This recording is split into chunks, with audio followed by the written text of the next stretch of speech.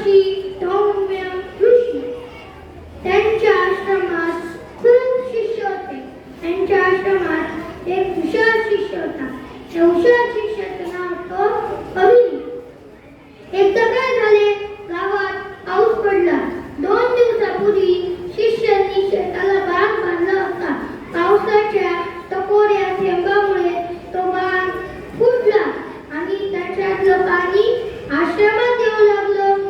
महर्षी धौम्य ऋषी म्हणाले, अरे मुलांनो, पहा, पाणी कुठून येतंय?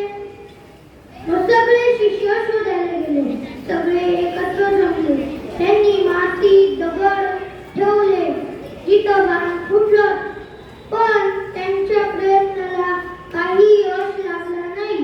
तो बांध म्हणजे माती दगड ते वाहून गेले आणि मग बाकीचे शिष्य थकून आश्रमात चालले गेले. पण अरुणी मात्र गेला नाही. त्याने विचार केला. मग त्याला एक युक्ती सुचली. जिथं त्यांनी बाग बांधला होता तिथं तो झोपला. मग बाकीचे आपापल्या कामात व्यस्त होते. त्यांनी जेवण केलं व ते झोपून गेले.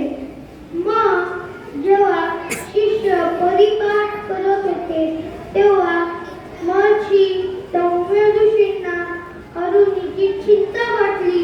त्यांना अरुणी कुठं दिसला नाही. मग ते शिष्यांना म्हणाले, शिष्यांनो, बाळ अरुणी कुठं आहे? पण शिष्यांनी काहीच उत्तर दिलं नाही. मग गुरु म्हणाले, शिष्यांनो, चला